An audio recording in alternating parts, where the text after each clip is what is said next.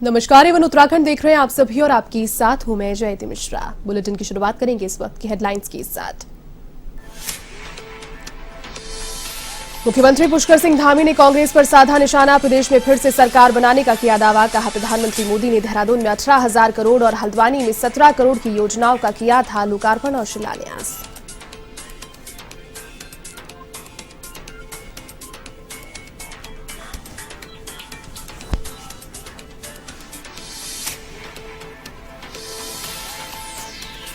हरीश रावत ने सरकार पर लगाया चुनाव आचार संहिता के उल्लंघन का आरोप। कहा, बैकडेट पर किए तबादले और राजनीतिक नियुक्तियां उत्तराखंड में कांग्रेस जल्द जारी करेगी उम्मीदवारों की पहली सूची।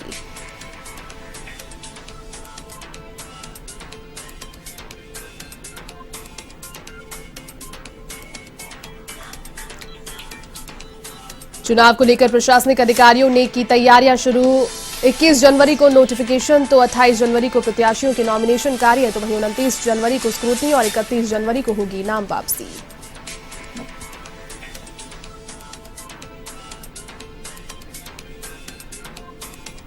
उत्तराखंड में बीते 24 घंटे में मिले 1,413 नए मामले, 4,000 के पार हुए एक्टिव केसेस। तो वहीं बूस्टर डोज के जरिए बुजुर्गों का किया टीकाकरण। एक सप्ताह में 46% किशोरों के भी लगी पहली डोज।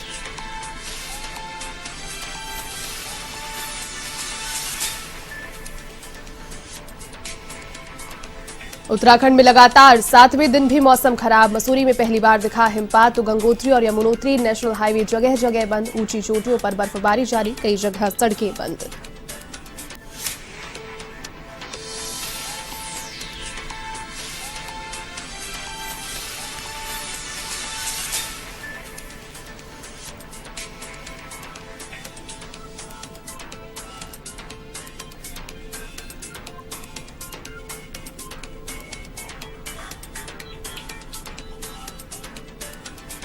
चलिए अब खबरें विस्तार से।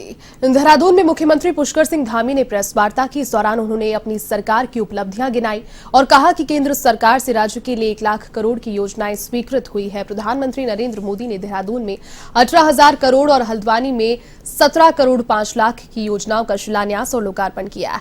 उन्होंने कहा कि जल्द ही दिल्ली से देहरादून 2 घंटे का सफर होगा। भाजपा सरकार के कार्यकाल के दौरान पर्वतीय मार्गों पर भी सड़कों का नेटवर्क मजबूत हुआ है। तो वहीं उन्होंने विपक्ष पर निशाना साधा और कहा कि जिन लोगों ने कभी कोई काम ही नहीं किया, वो टनकपुर बागेश्वर रेल लाइन के मामले में लोगों को बरगलाने का काम कर रही हैं।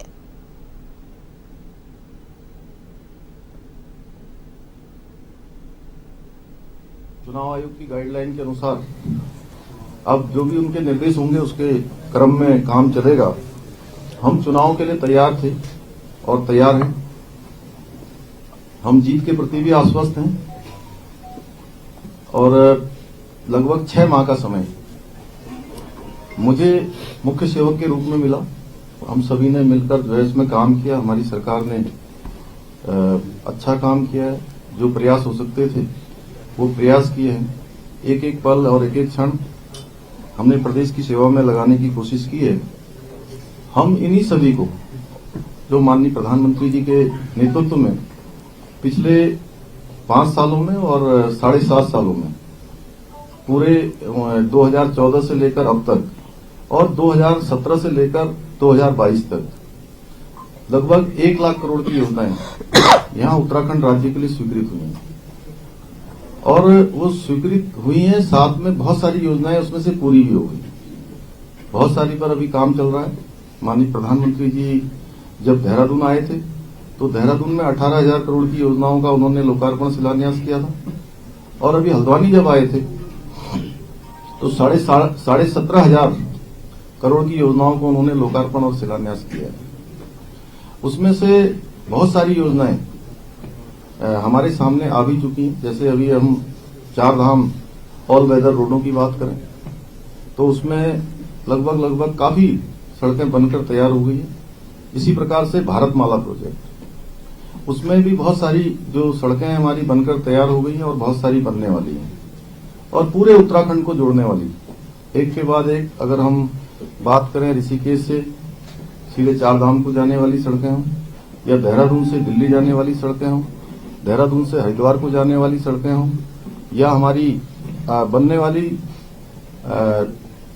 एलिवेटेड रोड जो दिल्ली से देहरादून बनेगी। आज हम लगभग 4 घंटे में दिल्ली से देहरादून की दूरी तय करते हैं। आने वाले समय में ये दूरी मात्र 2 से 2.5 घंटे में पूरी की जाएगी। ये अपने आप में 12 किलोमीटर जिसमें जंगल के अंदर है, उसमें कॉरिडोर भी बनाया जाएगा, वो सड़क बनेगी। इसी प्रकार से अगर हम हरिद्वार से नजीबाबाद होते हुए, नजीबाबाद, धामपुर, काशीपुर होते हुए रुद्रपुर तक जाएंगे, रुद्रपुर से सीधे हम टनकपुर वाया पिथौरागढ़ जाएंगे। उत्तराखंड में 14 फरवरी को विधानसभा चुनाव के लिए वोटिंग होनी है, जिसके नतीजे 10 मार्च को साफ हो जाएंगे। निर्वाचन आयोग के द्वारा चुनाव की तारीखों के ऐलान के बाद बीजेपी, कांग्रेस सहित सभी पार्टियों ने अपनी चुनावी तैयारियां तेज कर दी है।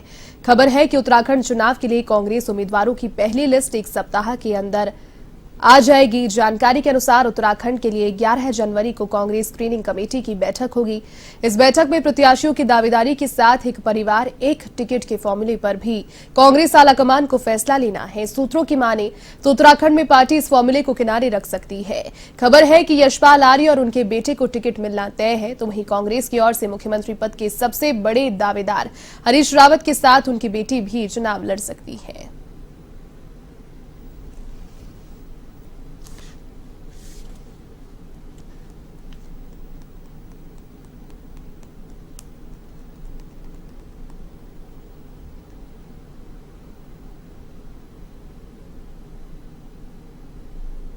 हल्द्वानी में आचार संहिता लगते ही जिले में चुनाव प्रक्रिया को लेकर चुनाव आयोग के दिशा निर्देशों के बाद प्रशासनिक अधिकारियों ने तैयारियां शुरू कर दी है। तो वहीं सर्किट हाउस में जिला निर्वाचन अधिकारी धीराज गर्ब्याल ने प्रेस कॉन्फ्रेंस कर बताया कि चुनाव को लेकर 21 जनवरी को नोटिफिकेशन जारी किया जाएगा और 28 जनवरी को प्रत्याशियों का नॉमिनेशन कार्य किया जाएगा। 29 जनवरी को स्क्रूटनी कार्य किया जाएगा और 31 जनवरी को नाम वापसी की तिथि निर्धारित की गई है।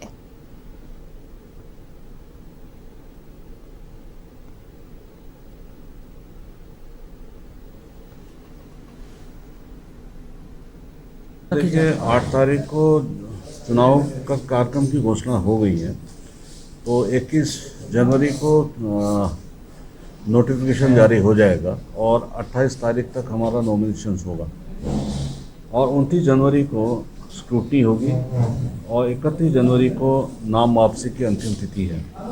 उसके बाद 14 फरवरी को हमारा मतदान होगा। मतदान के बाद 10 मार्च को आपकी काउंटिंग हमारी शुरू हो जाएगी। तो नैनीताल जनपद के परिप्रेक्ष्य में हम लोग ये ज़रूर बताना चाहेंगे कि नैनीताल में 6 विधानसभाएं हैं, तो उसके 6 विधानसभाओं के लिए चुनाव संपन्न होंगे और जितने भी विधानसभाएं हैं हमारी, उसमें 6 रिटर्निंग ऑफिसर अपने अपने मुख्यालय में नॉमिनेशन फॉर्म्स को। तो वहीं आचार संहिता लागू होते ही लालकुआ में पुलिस क्षेत्राधिकारी शांतनु पाराशर ने सड़क पर उतरकर क्षेत्र में लगे राजनीतिक दलों के होर्डिंग्स को उतरवाया और पाराशर ने शहर में सुरक्षा व्यवस्था को देखते हुए कोतवाली पुलिस को मुस्तैद रहने के निर्देश दिए। उन्होंने कहा कि विधानसभा में सख्ताई से आदर्श आचार संहिता का पालन कराया जाएगा और उल्लंघन करने वालों के खिलाफ कार्रवाई की जाएगी।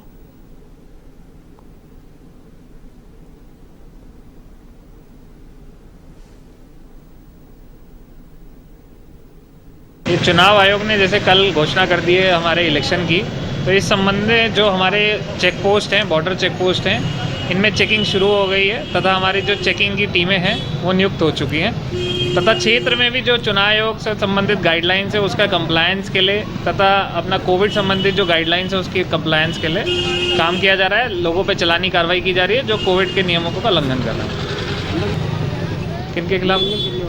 हाँ, उल्लंघन करने वालों पे कार्रवाई, अभी चलानी कार्रवाई हो रही है। इसमें मुकदमा भी किया जाएगा एपिडेमिक एक्ट के अंदर। अगर उत्तराखंड में चुनाव से पहले नेताओं के दौरे जारी हैं और इसी को लेकर हल्द्वानी में कांग्रेस प्रदेश कमेटी के अध्यक्ष सुमित हृदयेश ने पटेल चौक में दुकानदारों और आम लोगों से मुलाकात की, जहां उन्होंने दिवंगत नेता इंदिरा हृदयेश के विकास कार्यों और विभिन्न समस्याओं के त्वरित निस्तारण को लेकर उनकी कार्यप्रणाली को एक आदर्श मिसाल बताया।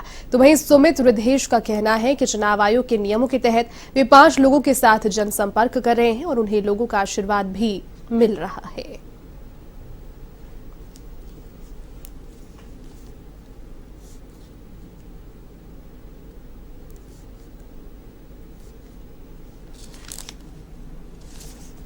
इसमें जो चुनाव कमीशन के आदेश हैं वही सराखों पर है और देखिए समर्थन, जन समर्थन तो अपार जन समर्थन है।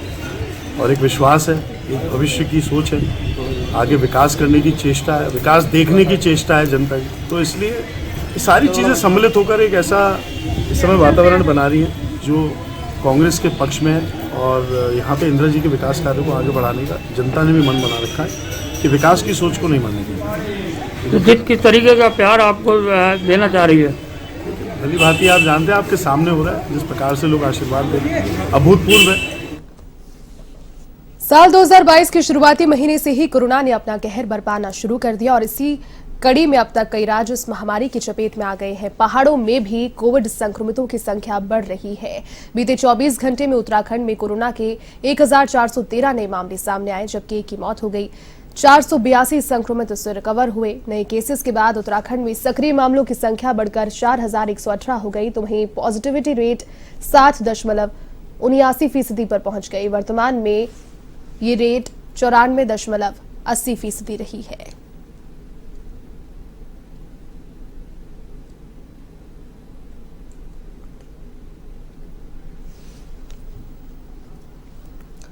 तो वहीं ऋषिकेश में स्वास्थ्य कर्मियों, फ्रंटलाइन वर्कर्स और 60 वर्ष से अधिक उम्र के वरिष्ठ नागरिकों को वैक्सीन की बूस्टर डोज लगना शुरू हो गया। इसी कड़ी में राजकीय चिकित्सालय में पहले दिन बूस्टर डोज लगवाने के लिए सैकड़ों की संख्या में फ्रंटलाइन वर्कर और वरिष्ठ नागरिक पहुंचे। कोरोना की गाइडलाइन की पालना करते हुए सभी लोगों ने बूस्टर डोज लगाई। बता दें कि स्वास्थ्य विभाग के अनुसार भारत सरकार ने कोविन वेबसाइट को अपडेट कर दिया है, जिसमें लोगों को वैक्सीन की जिन लोगों को दूसरी डोज लग चुकी है और 9 महीने पूरे हो गए हैं, उसके बाद तीसरी डोज लगवा सकते हैं।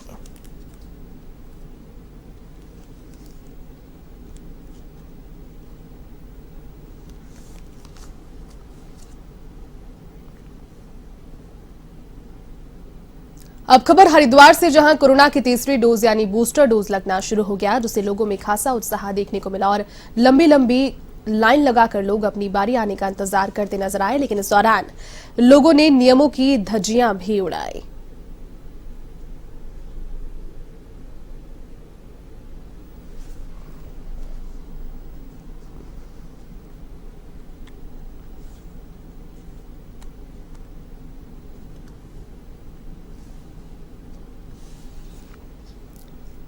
मसूरी देहरादून मार्ग पर गलोगी धार के पास लगातार पत्थर गिरने से जानमाल का भय बना हुआ है। दरअसल लगातार बारिश से गलोगी धार से मलबा और पत्थर गिरने का सिलसिला बना हुआ है, जिससे कभी भी जानमाल का खतरा हो सकता है। हालांकि लोक निर्माण विभाग जेसीबी मशीन की मदद से मलबा हटाया जा रहा है। आपको बता दें कि गलोगी धार में सड़क चौड़ीकरण के दौरान पहाड़ को काटा गया था, जिसके बाद अभी तक इसका ट्रीटमेंट नहीं हो पाया।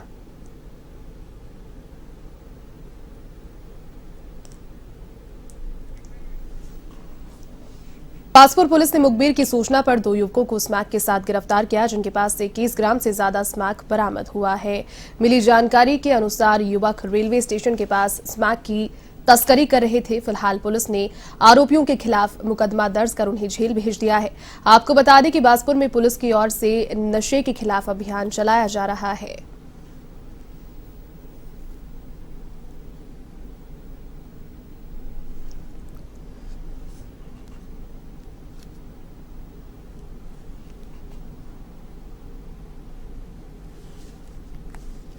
रहा है और लंबे समय से हम लोग इस पे प्रयासरत रहे हैं। इसी के आग पर काम करते हुए ये मुखबिर की सूचना के आधार पर ये बाजपुर पुलिस ने टीम बनाकर 2 अभियुक्तों को रेलवे स्टेशन के पास से पकड़ा है, जिनके पास से 10-10 ग्राम स्मैक दोनों के पास से बरामद हुआ है।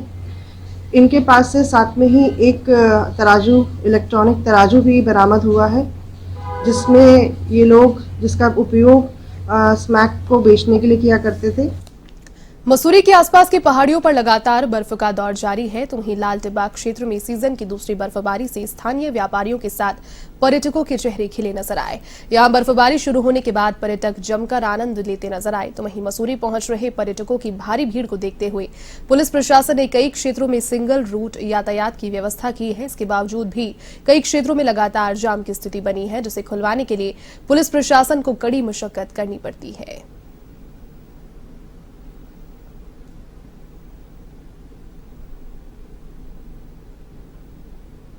हालांकि रात में यही रुके थे क्योंकि नाइट कर्फ्यू की वजह से हम यहाँ नहीं आ पाए, तो अभी सुबह हम यहाँ लोग आए। बहुत स्नोफॉल हुआ, हो सकता है अभी और स्नोफॉल होगा क्योंकि मौसम बन रहा है, लेकिन मौसम अच्छा ठंडा वैसे सही है, विशेष हेल्दी है, लेकिन ज्यादा घूमने के लायक मतलब अच्छा है, एरिया भी अच्छा है। अभी हम लोग लाल टिप्पा पे हैं, अभी धनौल्टी का प्लान बना रहे हैं जाने का।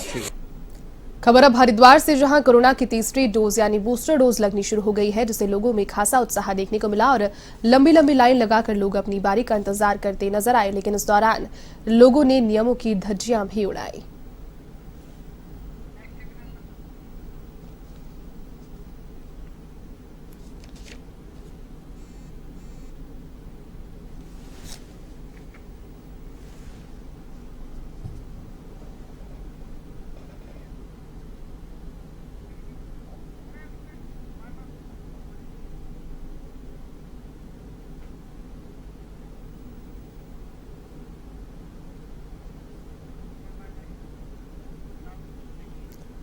ऋषिकेश में स्वास्थ्य कर्मियों, फ्रंटलाइन वर्कर और 60 वर्ष से अधिक उम्र के वरिष्ठ नागरिकों को वैक्सीन की बूस्टर डोज लगना शुरू हो गया और इसी कड़ी में राजकीय चिकित्सालय में पहले दिन बूस्टर डोज लगवाने के लिए सैकड़ों की संख्या में फ्रंटलाइन वर्कर और वरिष्ठ नागरिक पहुंचे। कोरोना की गाइडलाइन का पालन कराते हुए सभी लोगों को बूस्टर डोज लगाई गई। बता दें कि स्वास्थ्य विभाग के अनुसार भारत सरकार ने कोविन वेबसाइट को अपडेट कर दिया है। जिन लोगों को वैक्सीन की दूसरी डोज लग चुकी है वो 9 महीने पूरे होने के बाद तीसरी डोज लगवा सकते हैं।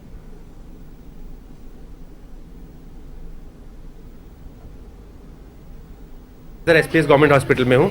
हम आज 10 तारीख से यानी आज से थर्ड डोज प्रिकॉशनरी डोज लगनी शुरू हो गई है हेल्थ केयर वर्कर्स को, फ्रंटलाइन वर्कर्स को और 60+ एज को। चलिए, इस बुलेटिन में फिलहाल के लिए बस इतना ही। देश और दुनिया की तमाम बड़ी खबरों को देखने के लिए आप देखते रहिए A1 टीवी। नमस्कार।